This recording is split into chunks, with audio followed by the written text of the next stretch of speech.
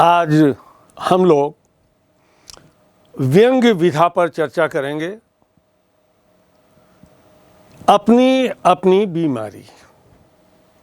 हिंदी के सुप्रसिद्ध लेखक और व्यंग्यकार श्री हरिशंकर परसाई ने व्यंग्य को विधा के रूप में साहित्य जगत के समक्ष रखा और उन्होंने व्यंग्य को विधा का दर्जा दिलाया। श्री हरिशंकर परसाई का जन्म 22 अगस्त 1924 को जामनी गांव होशंगाबाद मध्य प्रदेश में हुआ था। श्री परसाई जी की शिक्षा दीक्षा सेमा स्टार ग्लोबल स्कूल इलाहाबाद में हुई। RTM नागपुर विश्वविद्यालय से हिंदी में स्नातकोत्तर की उपाधि प्राप्त की और इसके बाद पारिवारिक स्थिति ठीक न होने के कारण 18 वर्ष की उम्र में वन विभाग में नौकरी करने लगे। खंडवा में 6 महीने अध्यापन कार्य किया। सन 1941 से 1943 तक अर्थात 2 वर्ष जबलपुर में स्पेस ट्रेनिंग कॉलेज में शिक्षण की उपाधि प्राप्त की। 1942 में वहीं मॉडल हाई स्कूल में अध्यापन कार्य करने लगे। सन 1952 में उन्होंने सरकारी नौकरी से त्याग पत्र दे दिया। सन 1953 से 1957 तक प्राइवेट स्कूल में नौकरी की, फिर नौकरी छोड़कर स्वतंत्र लेखन प्रारंभ कर दिया और इसके बाद उन्होंने व्यंग्य विधा पर ऐसी कलम चलाई कि वे व्यंग्य विधा के शिखर पुरुष कहे जाने लगे। 10 अगस्त 1995 को जबलपुर में ही वे चिर निद्रा में लीन हो गए। व्यंग्य जगत का सूरज अस्त हो गया। परसाई जी मुख्य रूप से व्यंग्य लेखन के लिए विख्यात हैं।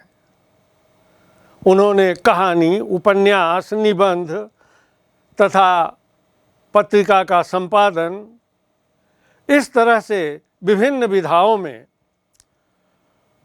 कीर्तिमान स्थापित किया।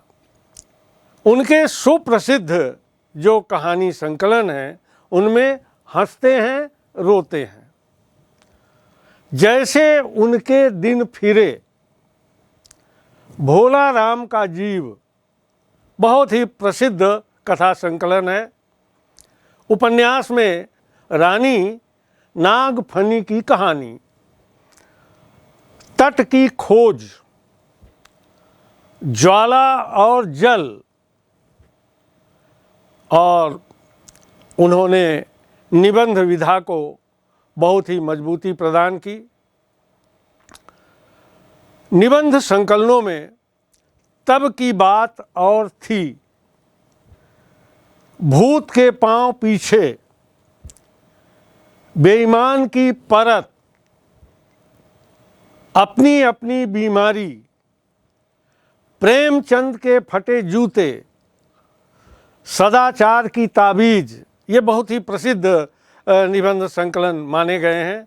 वैष्णव की फिसलन, विकलांग श्रद्धा का दौर आदि अनेक निबंध संकलन परसाई जी के देखे गए हैं और बहुत ही उच्च कोटि के व्यंग्य निबंधों का सृजन किया है।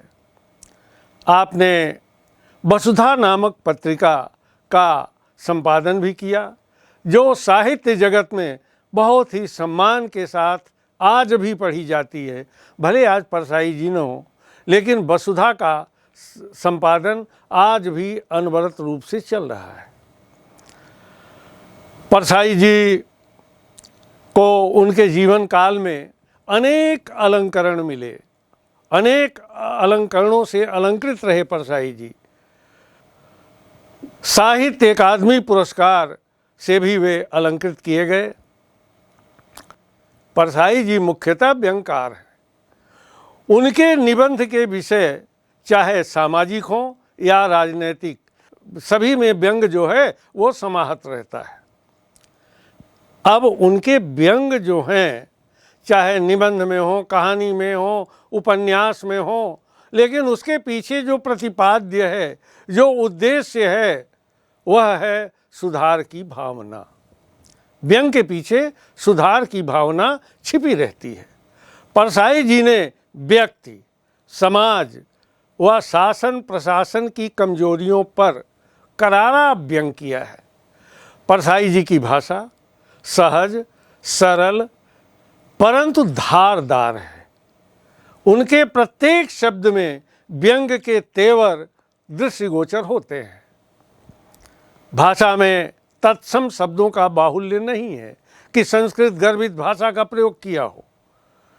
बहुत सहज, सरल, बोधगम्य हिंदी भाषा का उन्होंने प्रयोग किया है और इसके अतिरिक्त अंग्रेजी, उर्दू और फारसी के शब्दों का प्रयोग परसाई जी ने धड़ल्ले से किया है। परसाई जी की शैली जो है वो व्यंग्यात्मक है। इसके साथ ही विवेचनात्मक शैली का भी प्रयोग उन्होंने कहीं कहीं पर किया है। परसाई जी हिंदी के सशक्त व्यंगकार माने जाते हैं। आधुनिक व्यंग्यकारों में इनका स्थान सर्वोपरि है। अपनी अपनी बीमारी ये परसाई जी की व्यंग रचना है जिस पर हम लोग चर्चा करेंगे। इसके पहले हम समझ लें कि यह व्यंग है क्या। इस व्यंग रचना को पढ़ने के पूर्व व्यंग के संबंध में संक्षेप में जान लेना परमावश्यक है। व्यंग सामान्य तौर पर हास्य, हास, व्यंग, सटायर और तंज इस तरह के शब्दों का प्रयोग किया जाता है। व्यंग को परिभाषित करते हुए हरिशंकर परसाई जी ने स्वयं कहा है कि व्यंग जीवन से साक्षात्कार करता है, जीवन की आलोचना करता है, विसंगतियों, मिथ्याचारों और पाखंड का पर्दाफाश करता है। वास्तव में व्यंग ऐसा गंभीर प्रहार है जो मनुष्य की अंतश्चेतना को दोष मुक्त कर उसे विशेष व्यवस्था के तहत सकारात्मकता की ओर उन्मुख करता है। व्यंग का जो सही उद्देश्य है वो दोषों को सुधार के द्वारा संशोधित करना, दोषों को दूर करना। आदर्श व्यंग्य, मर्यादित व्यंग्य गुदगुदाता है, मीठी चुटकी लेता है, मन मस्तिष्क पर संयमित चोट करता है, झकझोरता है, व्यंग्य कटाक्ष करता है। जब आदमी व्यंग्य सुनता है या पढ़ता है तो तिलमिला जाता है, गुदगुदाता तो है, लेकिन जो चुटकी लेता है और चोट करता है, कटाक्ष करता है, वही व्यंग की सबसे बड़ी विशेषता है। व्यंग पूरी तरह से सकारात्मक रचना है।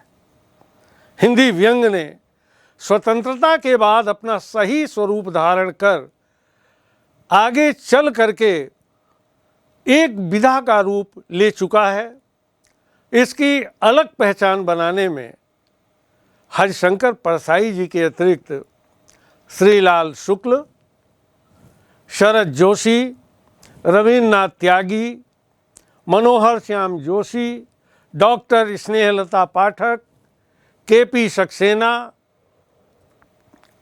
हरीश नवल, प्रेम जन्मेजय, हरि जोशी, लतीफ घोंघी, विनोद शंकर शुक्ल और डॉक्टर ज्ञान चतुर्वेदी, गिरीश पंकज, त्रिभुवन पांडे, प्रभाकर चौबे और डॉक्टर महेंद्र कुमार ठाकुर का नाम बहुत सम्मान के साथ लिया जाता है। अब आइए पढ़ते हैं, देखते हैं श्री हरिशंकर परसाई जी का सुप्रसिद्ध निबंध अपनी अपनी बीमारी। इस व्यंग्य में परसाई जी ने समाज में लोगों के अलग अलग प्रकार के व्यवहार को उजागर किया है। समाज में विभिन्न प्रकार के लोग रहते हैं, लोगों का व्यवहार अलग अलग है, उसी को उजागर किया है हरिशंकर परसाई ने। समाज में ऐसे लोग भी हैं जो वास्तविक दुखों से दुखी हैं, लेकिन ऐसे लोग भी हैं जो संपन्नता से उपजे दुखों या यह कहें कि और अधिक की लालसा से दुखी हैं। उनकी जो कामना है, लालसा है, लोभ है, वे लोभ का संवरण नहीं कर पाते और जो इच्छा है उनकी बढ़ती जाती है, बलवती होती जाती है और चाहते हैं कि दूसरे अपने वास्तविक दुखों को भूलकर उनके छद्म दुखों में दुखी हों। लेखक श्री हरिशंकर परसाई जी ने व्यंग का शुभारंभ अपनी अपनी बीमारी, व्यंग का जो शुभारंभ है चंदा मांगने वाले और देने वाले दोनों के मनोवैज्ञानिक स्वरूप का चित्रण किया है, व्यवहार का चित्रण किया है।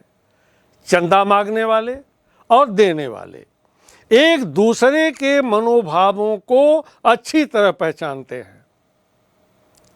जो चंदा मांगने जाता है उसके मनोभाव को देने वाला बखूबी पहचान लेता है और जो देने वाला है उसके भी मनोभाव को चंदा मांगने वाला पहचानता है, समझता है। देने वाले ने टैक्स का हवाला देते हुए कहा कि आपको चंदे की पड़ी है, हम तो टैक्स के मारे मर रहे हैं। चंदा मांगने वाले ने सोचा ये टैक्स की बीमारी कैसी होती है, मर रहा है उस बीमारी से, टैक्स की बीमारी से। आखिर ये टैक्स की बीमारी है क्या? बीमारियां बहुत देखी हैं, अरे निमोनिया है, कालरा है, कैंसर है, जिनसे लोग मरते हैं, मगर ये टैक्स की बीमारी कैसी है जिससे ये मर रहे हैं? देखने में तो स्वस्थ और प्रसन्न चित्त दिखाई देते हैं। यह लेखक का सबसे बड़ा व्यंग है। आगे लेखक टैक्स पीड़ित लोगों के संबंध में बताते हुए कहता है, टैक्स की बीमारी से ग्रस्त लोगों का उपचार चिकित्सा विज्ञान में नहीं है। टैक्स से मरते आदमी की गुहार यदि डॉक्टर से लगाई जाए कि उसके प्राण बचा लो, तो डॉक्टर यही कहेगा, हाथ जोड़कर खड़ा हो जाएगा और कहेगा ये बीमारी लाइलाज है, इसकी कोई दवा नहीं है हमारे पास। वास्तव में टैक्स के बीमारी की चिकित्सा पद्धति जो है वो अलग है। इस देश में भूखमरी से ज़्यादा लोग मरते हैं, लेकिन कुछ लोग ऐसे भी हैं जो टैक्स की बीमारी से मरते हैं। दोनों तरह के लोग हैं। बहुत सारे लोग ऐसे हैं जो भूख से बिलबिला रहे हैं, दुखी हैं, भूखे हैं, और दूसरी तरफ वे लोग हैं जो टैक्स के भार से मर रहे हैं, उन्हें टैक्स की बीमारी लग गई है। वास्तव में यहाँ लेखक ने बहुत बड़ा व्यंग्य किया है। वैभव संपन्नता के बावजूद जो टैक्स अदा करने की नीयत नहीं रखते, उन पर सटीक व्यंग्य किया है। पैसा है, रुपया है, वैभव है, धनी मानी है, लेकिन टैक्स के नाम पर वो बीमार हो जाते हैं। इसी को प्रतिपाद्य बना करके हरिशंकर परसाई जी ने अपनी अपनी बीमारी इस निबंध को लिखा है। टैक्स के बीमारी की सबसे बड़ी विशेषता है कि जिसे वह लग जाए वह यही कहता है, हाय हम टैक्स से मरे, हम टैक्स से मर रहे हैं, और जिसे न लगी वह कहता है, हाय हमें तो टैक्स की बीमारी ही नहीं लगती। कितने लोग हैं जिनकी महत्वाकांक्षा होती है कि टैक्स की बीमारी से मरें, परंतु बेचारे मर जाते हैं निमोनिया से, कालरा से। लेखक कहता है, हमें उन पर दया आ गई। हमने कहा, भाई प्रॉपर्टी समेत यह बीमारी हमें दे दीजिए। आपके पास जो प्रॉपर्टी है जिस पर टैक्स लग रहा है, तो आप हमें प्रॉपर्टी भी दे दो और टैक्स भी दे दो, पर वे नहीं देते। यह बीमारी ही ऐसी है, जिसे लग जाए उसे ही प्यारी हो जाती है। श्री परसाई जी व्यंग्य को गति देते हुए कहते हैं कि मुझे उनसे ईर्ष्या हुई। क्यों?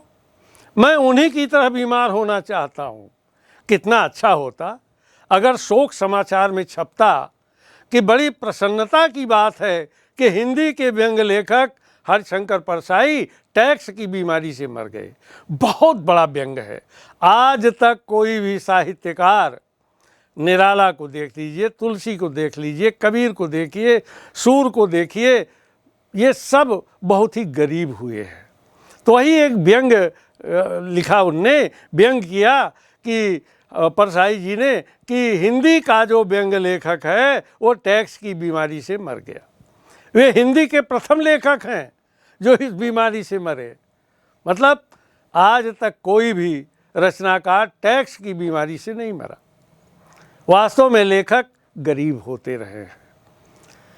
सबकी अपनी अपनी बीमारी है, सबके दुख अलग अलग हैं। किसी के पास प्रॉपर्टी नहीं है, बहुत चाहते हुए कि वह टैक्स की बीमारी से मरे, लेकिन कहाँ संभव हो पाता है, क्योंकि गरीब लोगों को टैक्स लगता नहीं है। अब हम 50 रुपए का चंदा न पाने पर मरे जा रहे हैं। हम गए थे चंदा लेने, तो देने वाले ने बता दिया कि मुझे टैक्स की बीमारी है, मतलब टैक्स से हम मर रहे हैं। तो हमारा जो दुख है 50 रुपए का चंदा न मिल पाना। वास्तव में आगे परसाई जी ने और बहुत तीखा व्यंग्य किया है इस पाठ में।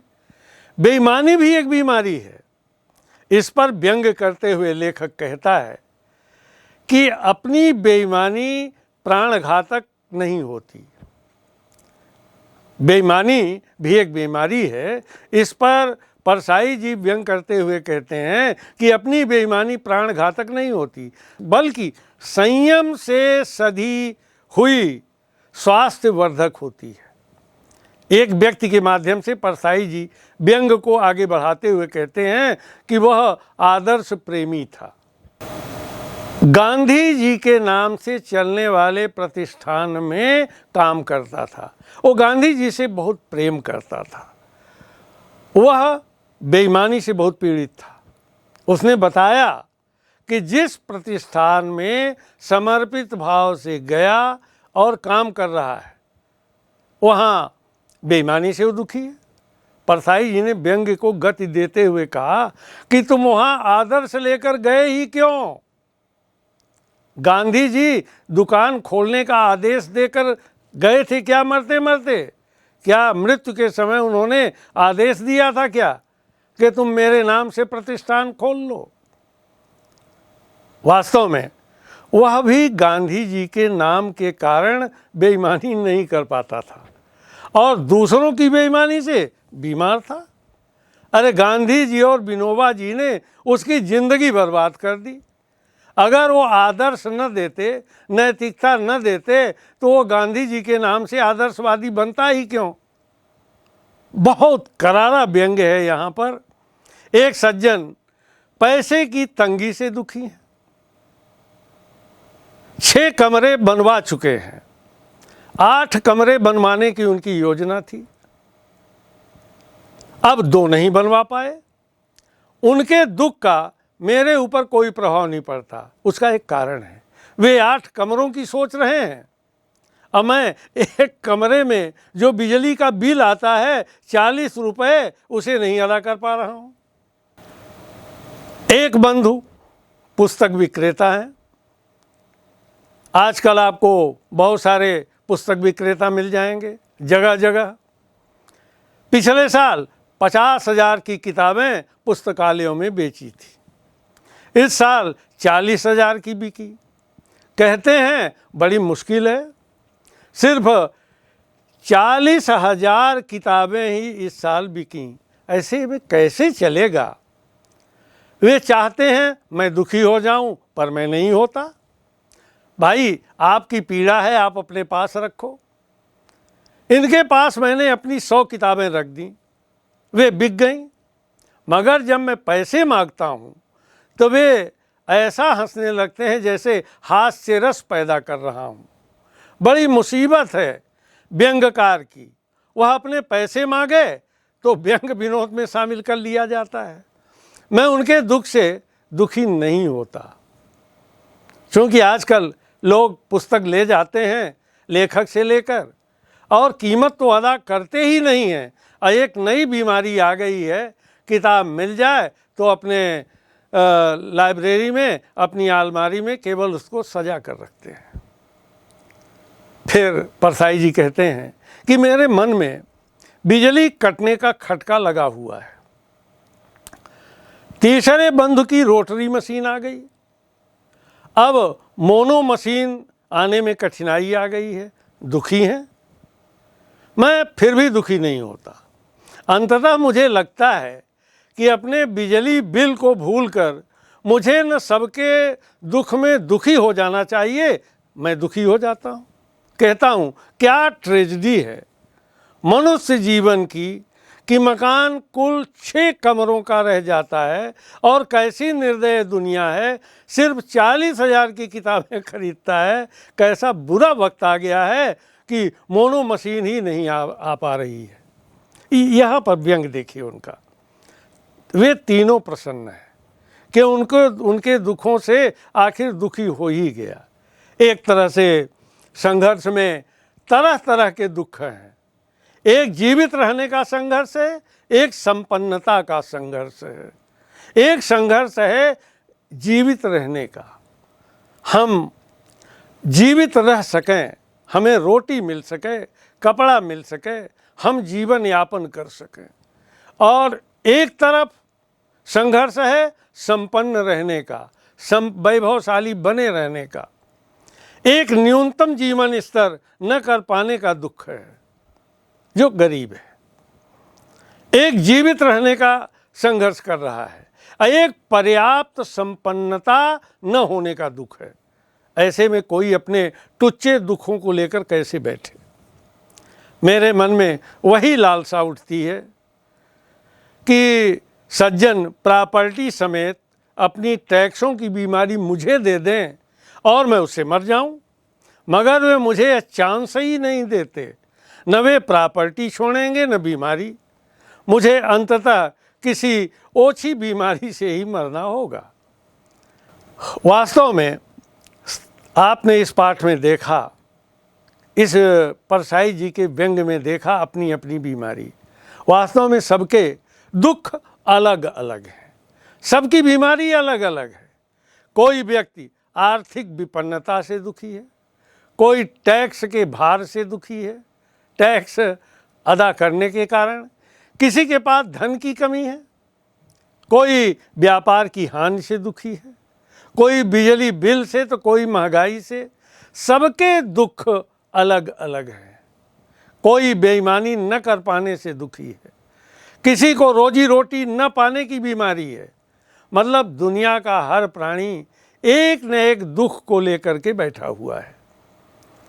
लेखक का प्रतिपाद्य है, उद्देश्य है कि आवश्यकता से अधिक पाने की लालसा रखना ही दुख का कारण है। दुख का सबसे बड़ा कारण है लोभ। लेखक ने टैक्स की चोरी करने वालों पर जोरदार व्यंग्य किया है। समर्थ होते हुए भी टैक्स की चोरी करते हैं। सिद्धांत, जीवन मूल्य और आदर्श आजकल लोगों को दुख देने का कारण बन गए हैं। ईमानदार व्यक्ति का आज के समय में जीना मुश्किल है।